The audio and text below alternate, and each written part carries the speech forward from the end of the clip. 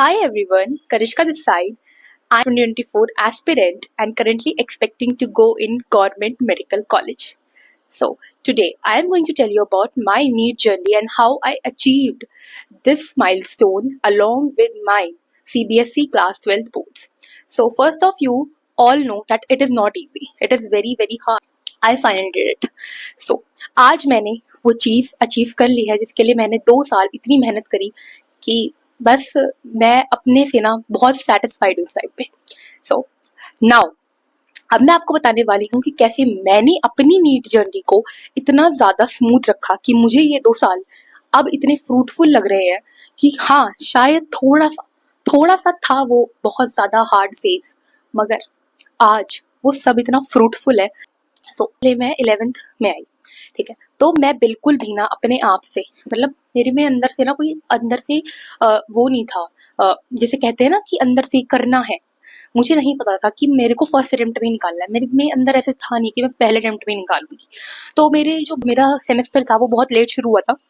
Usually बच्चों का अप्रैल में स्टार्ट होता है, बट हमारा अगस्त में स्टार्ट हुआ था क्योंकि सीबीएसई 10th के जो बोर्ड थे वो 2 बार हुए थे, मतलब टर्म 1 टर्म 2 दोनों एमसीक्यू में हुआ था हमारे टाइम पे 2022 में। अब जब मैं आई तो मुझे नहीं पता था कि किस तरीके से मेरे को करना पड़ेगा, लेकिन फिर मैंने पढ़ने लग गई। मैं स्टार्टिंग से मतलब नॉर्मल मैं स्कूल के लेवल का पढ़ती थी, लेकिन मेरी जो क्लास का एनवायरनमेंट था वो बहुत कॉम्पिटिटिव था।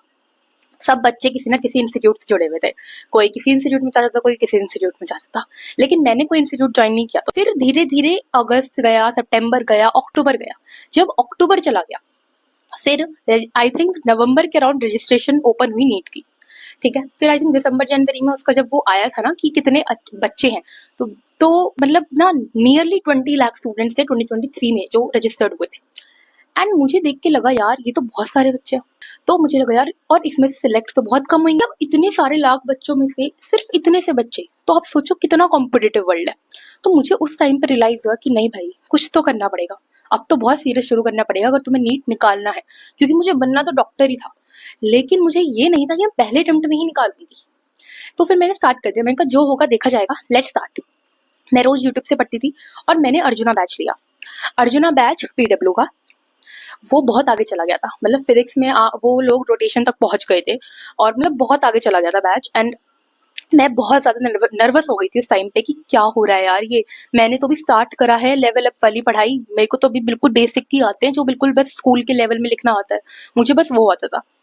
तो आई वॉज वेरी नर्वस, लेकिन मैंने धीरे धीरे कोप करा। यूट्यूब से सबसे पहली टीचर जो मुझे यूट्यूब पे मिली फिजिक्स के लिए वो थी तमन्ना मैम। इतनी ज्यादा अच्छे से डिटेल में, शायद वो बहुत ज्यादा स्ट्रिक्ट होती हैं अपने क्लास में कि नहीं मैं तुम डाउट मत पूछो, मैं तुम्हें सब क्लियर कर दूंगी, मगर जब तुम उनसे पूरा लेक्चर देख लोगे ना तो इतने तो श्योर हो जाओगे कि अब तुमसे हर सवाल बने। तो 11th का सिलेबस मैंने फटाफट अपना नवंबर से लेके मार्च तक कंप्लीट कर दिया फिजिक्स का तमन्ना मैम के वन शॉट से, जो कि था डेल्टा क्रैश कोर्स। फिर मैंने बायोलॉजी के लिए गरिमा मैम को फॉलो किया था। 11th में मैंने गरिमा मैम को फॉलो किया था और उनसे मैं बॉटनी, उनका बॉटनी का तो था नहीं, तो बस बॉटनी के मॉर्फोलॉजी ऐसे चैप्टर मैंने पढ़ लिए। लेकिन जूलॉजी के लिए मैं वन फॉलो किया था समाप्ति मैम को। बॉटनी का बैकलॉग था वो मैंने कवर करा 2 महीने के अंदर, लिटरली बता दी, क्योंकि मैं लेक्चर ना सिर्फ 1.5x से 2x पे ही देखती थी। 2 या 3 महीने के अंदर, मुझे एग्जैक्ट भी याद नहीं आ रहा, 2 या 3 महीने के अंदर मैंने कंप्लीट कर दी अपनी बॉटनी आकांक्षा मैम से। जो उनका बॉटनी का क्रैश कोर्स था ना E2 एजुकेशन पे, मैंने वो पूरा कंप्लीट कर दिया। नेक्स्ट, अब बायोलॉजी हो गई मेरी, फिजिक्स हो गई। अब केमिस्ट्री की बात करूं तो केमिस्ट्री के लिए मुझे कोई टीचर ही नहीं मिल रहे थे। केमिस्ट्री मेरी 11th की बिल्कुल बकवास थी, बिल्कुल बकवास थी। अलग सर के पुराने लेक्चर से ही मैंने बस केमिस्ट्री कर ली थी अपनी, जो उनके पुराने लेक्चर है ना व्हाइट बोर्ड पे, उनसे मैंने केमिस्ट्री पढ़ी थी 11th की, और बस मेरा हो गया, कैसे ना कैसे मैंने पास कर लिया। फिर आई मैं 12th में। अब 12th में आके मुझे एक अच्छे फिजिक्स के एजुकेटर चाहिए थे जो डिटेल में पढ़ाए, लेकिन उस टाइम पे तमन्ना मैम ने ना एक ऑनलाइन प्लेटफॉर्म छोड़ दिया था और वो दूसरे पे स्विच कर रही थी। तो उस टाइम पे मैं उनको फॉलो करती तो शायद मेरे बहुत बैकलॉग हो जाते। तो उस टाइम पे मैंने एमआर सर को फॉलो किया और एमआर सर के लिए मैंने लक्ष्य नीट 2024 का बैच लिया। बस मैं उसके बाद से उन्हें रिलीजियसली फॉलो करने लग गई। 2x पे लेक्चर देखती थी, साथ ही साथ नोट्स बनाती थी। नोट्स के लिए मैंने कभी भी ये नहीं करा कि पहले लेक्चर देखूंगी बाद में नोट्स बनाऊंगी। मैं हमेशा लेक्चर के साथ ही नोट्स बनाती थी, ये मेरा तरीका था। मैं जानती हूँ एमआर सर हमेशा कहते हैं कि क्लास के बाद नोट्स बनाओ, अभी समझो, लेकिन मुझे याद नहीं होता था। मेरे साथ ये दिक्कत थी, हर बच्चे का अलग होता है। है ना। तो मैं क्या करती थी कि मैं अपनी नोटबुक लेती थी और उससे पेन से लिखना स्टार्ट कर देती थी, जो भी सर पढ़ा रहे हैं। मैं नोट्स ऐसे बनाती थी जो मुझे समझ आए, मुझे समझ आने चाहिए, मेरा सिलेक्शन हो जाना चाहिए, दैट्स इट। मैंने 12th के लिए पूरा उनको फॉलो किया, एमआर सर को फॉलो किया। तमन्ना मैम और रिवीजन मैंने तमन्ना मैम से करी 12th की। और एमआर सर ने क्रैश कोर्स बाद में प्रोवाइड करवाया था, उस समय मैं सिर्फ 11th के वीक टॉपिक रिवाइज करती थी, जैसे रोटेशन हो गया, वर्क एनर्जी पावर हो गया, थर्मल फिजिक्स हो गई। सर से मैंने ऑर्गेनिक पढ़ी थी, फिजिकल भी मैंने उनसे पढ़ी थी थोड़ी सी, और सुधांशु सर से पढ़ी थी। सुधांशु सर जैसा पढ़ाते थे ना, वैसी तो कोई पढ़ा ही नहीं सकता फिजिकल केमिस्ट्री। वो ना पॉइंट टू पॉइंट सारी चीजें बताते हैं, बहुत एक्स्ट्रा भी वो पढ़ा देते हैं, ठीक है। उसके बाद अब हो गई हमारी physical chemistry, organic chemistry. Inorganic के लिए MDJ सर, तो इनऑर्गेनिक उन्होंने 11th की भी इतनी क्लियर कर दी मेरी, 12th की भी इतनी क्लियर कर दी, और माइंड मैप वाली जो सीरीज थी ना, फॉलो करी थी फॉर नीट, मतलब कि रिवीजन के लिए, ठीक है। तो वो माइंड मैप सीरीज सब टीचर्स की बढ़िया है, ऑर्गेनिक के लिए, इनऑर्गेनिक के लिए, सबके लिए बढ़िया है। माइंड मैप, अपने शॉर्ट नोट्स खोलो, माइंड मैप को चलाओ, शॉर्ट नोट्स को देखते देखते रिवाइज करते रहो, बेस्ट तरीका है रिवाइज करना। और बायोलॉजी के लिए मैं तुम्हें बता ही चुकी हूँ कि सबसे पहले आकांक्षा मैम से बॉटनी पढ़ी, 12th में मैंने बायोलॉजी के टीचर नहीं चेंज करे, और सेकंड मैंने समाप्ति मैम से पूरी जूलॉजी पढ़ी। जितने रिपीवी करोगे, जितने सॉल्व करोगे पेपर, जितने मॉक टेस्ट दोगे वो कम है। मैंने 100 मॉक टेस्ट दिए हैं, 100+ मॉक टेस्ट दिए हैं मैंने, क्योंकि ना 11th में ना मैंने मॉक टेस्ट सिर्फ 3-4 दिए थे। डब्ल्यू के भी मैंने मॉक टेस्ट जो प्रैक्टिस पेपर मिलते थे वो भी पूरे नहीं करे थे रजुना में। लेकिन 12th में आके मैं बहुत सीरियस हो गई थी, ठीक है। और अब मैं एक बात कहना चाहूंगी जिसके लिए मुझे बहुत सारे DM आए हैं, मतलब कि आपने 12th के साथ रेगुलर स्कूल में कैसे निकाल दिया। उसके लिए एक सेपरेट वीडियो आएगी जिसमें आपको अच्छे से पूरा बताऊंगी कि मैंने कैसे निकाला, मतलब मैं क्या ऐसी चीजें करती थी ताकि जो मेरा स्कूल था वो भी बैलेंस हो जाए और जो मेरी नीट की प्रिपरेशन है वो भी बैलेंस हो जाए। लेकिन मैं ये कहना चाहती हूँ कि स्कूल को ना इम्पोर्टेंस दो, मगर इतनी मत दो, क्योंकि बोर्ड अलग है और कंपटीशन वाला एग्जाम अलग है, कॉम्पिटिटिव एग्जाम अलग है। कॉम्पिटिटिव एग्जाम का करियर बनाए, इतना भी कह लो कि यार बोर्ड को नहीं देते, लेकिन ना हमारे रिलेटिव्स जो होते हैं वो बोर्ड की परसेंटेज जरूर पूछते हैं। लेकिन हाँ ये बात भी है कि वो 2-3 दिन याद रखेंगे, मगर जो भी है बच्चे करते हैं उसके लिए, जैसे मैंने करा। अब देखते हैं कौन सा GMC मिलता है, ठीक है। वैसे तो मैं दिल्ली में रहती हूँ, सो देखते हैं दिल्ली का ही कॉलेज मिलता है या नहीं। जो मैंने बैच लिया था ना लक्ष्य, उसके साथ मुझे खजाना फ्री मिला था।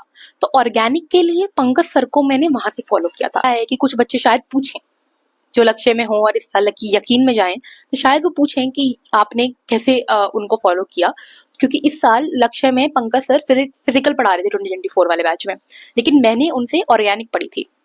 सुधांशु सर का यूट्यूब से पढ़ा था मैंने। सारा कंटेंट है अवेलेबल, बस तुम्हें अच्छे से यूज करना है। और आयनिक इक्विलिब्रियम तो वो ऐसा पढ़ाते हैं ना, जो चैप्टर मुझे किसी से क्लियर नहीं हुआ ना, वो सिर्फ सुधांशु सर से क्लियर हुआ था मुझे।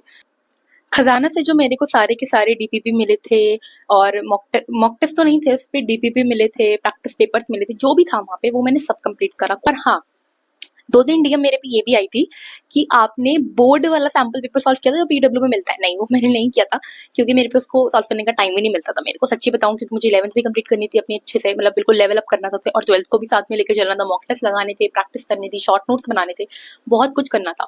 और हाँ ये और बताना चाहूंगी, ये बहुत ज्यादा ना वियर्ड पॉइंट है मेरी प्रिपरेशन का, मुझे आज भी रियलाइज होता है। मेरे पे 11th के फुल नोट्स, डिटेल नोट्स नहीं थे, तो 11th को मैंने शॉर्ट नोट्स से और थोड़े बहुत मतलब मीडियोकर नोट से ही कवर किया है ना। लेकिन 11th का ना मेरे बस 1-2 सवाल ही गलत गए हैं, कंट्रोवर्शियल सवाल की वजह से थोड़े बहुत कटे हैं मेरे मार्क्स, और थोड़े बहुत मैंने सिली मिस्टेक्स करी हैं, लेकिन मैंने कर दिखाया। तो तुम भी कर सकते हो, अपने पे बिलीव रखना बस, ठीक है, और मेहनत करो।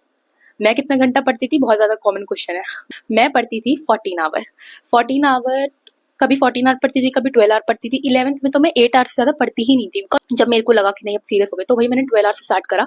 और मैं ना बिल्कुल लास्ट में जब अप्रैल आ गया था ना, तब मैं 16 आवर पढ़ना शुरू कर दिया था, 16 आवर। और बोर्ड के टाइम पे तो मैं लिटरली 16 आवर ही पढ़ती थी, क्योंकि मुझे बोर्ड भी पढ़ना होता था और नीट की भी रिवीजन करनी होती थी। मैंने एक दिन भी नीट की रिवीजन में से नहीं करी ड्यू टू माई बोर्ड्स। ऐसा नहीं था कि मैं बोर्ड के चक्कर में एक महीना नीट को छोड़ दिया, बिल्कुल नहीं छोड़ा। मैंने बोर्ड के लिए चाहे नहीं पढ़ा, लेकिन मैंने नीट के लिए जरूर पढ़ा। और बोर्ड में इस साल जो फिजिक्स का पेपर था वो कितना टफ था, लेकिन फिर भी मेरे 95 आए साल। के लिए मेरी एक सेपरेट वीडियो आएगी जिसमें मैं मॉक टेस्ट के लिए बताऊंगी आपको कैसे मॉक टेस्ट लेती थी, कैसे करती थी। तो अगर आपको वो वीडियो चाहिए तो मैं जल्दी ही लेके आने वाली हूँ, क्योंकि उसके लिए भी मुझे काफी सारी रिक्वेस्ट आई हैं। स्टार्टिंग में मेरे मॉक टेस्ट का जो स्कोर था वो था 590 से 620 के बीच में, उससे ज्यादा मेरे आते ही नहीं थे मॉक टेस्ट के अंदर। फिर धीरे धीरे धीरे धीरे मैंने मेहनत करी, फिर मैं 650 को टच कर दिया। धीरे धीरे धीरे और मेहनत करने लग गई, और मैंने ध्यान दिया। और मैं आपको बताऊंगी मैंने किस तरीके से अपना 650 से 700 तक का रास्ता लिया है, क्योंकि ये बहुत मुश्किल होता है।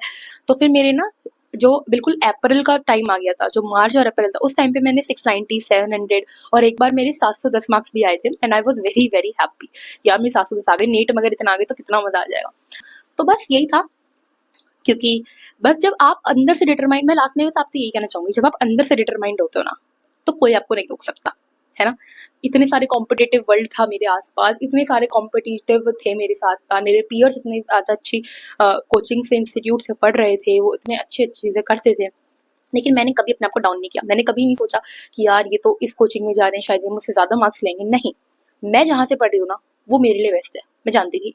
और जहाँ से आपको सूट करता है ना, वहीं से पढ़ो। किसी के लिए ऑनलाइन अच्छा होता है, किसी के लिए ऑफलाइन। मेरे लिए ऑनलाइन अच्छा था, क्योंकि मैं जानती थी कि मेरा टाइम वेस्ट होगा ऑफलाइन। चलिए, it was very very happy moment for me कि मैंने पहले अटेम्प्ट में निकाल दी, क्योंकि मुझे ना, मुझसे उम्मीद ही नहीं थी 11th में कि मैं पहले अटेम्प्ट में निकाल दूंगी, लेकिन मैंने निकाल दिया, वो भी 2024 जैसे ईयर के अंदर। मैं बस ये कहूँगी कि अंदर से लगन है ना, तो कर लोगे। लगन का मतलब क्या मतलब होता है कि दुनिया जो कहती है ना, कहने दो, छोड़ो यार, हम तो करके दिखाएंगे। बस यही था मेरे अंदर कि बस मैंने कहा यार छोड़ो। तो दिस वाज माय जर्नी। मैं जानती हूँ कि ये तुम्हें शायद आसान लग रही होगी, लेकिन ये आसान नहीं थी। जब तुम इसे अपने पे इम्प्लीमेंट करोगे ना, तो उस दिन तुम्हें पता चलेगा कि कितनी ज्यादा मेहनत लगती है। Was hard but I did it. बस मैं भी यही चाहूंगी कि तुम लोग भी पहले अटेम्प्ट में अपना नीट निकाल दो। I wanted to say that my class teacher was very supportive. She was very very supportive. बहुत लोगों की क्लास टीचर शायद सपोर्टिव ना हो, कि वो कहती हूँ अटेंडेंस के लिए आओ, बट मेरी क्लास टीचर बहुत सपोर्टिव थी। उन्होंने मुझे कभी भी फोर्स नहीं किया कि तुम फालतू में स्कूल में आओ और अपना टाइम वेस्ट करो, टाइम किल करो अपना। तो मैं तो घर पे ही बैठ के सुबह से ही पढ़ने शुरू कर दी थी, 7-8 बजे से, and my class teacher was very very very supportive. Finally I want to say you to all goodbye, take care, subscribe कर लेना, फॉलो कर लेना, क्योंकि और अमेजिंग कंटेंट आने वाला है मेरी नीट जर्नी से, ताकि आपकी जर्नी हो जाए स्मूथ एज बटर। बाय।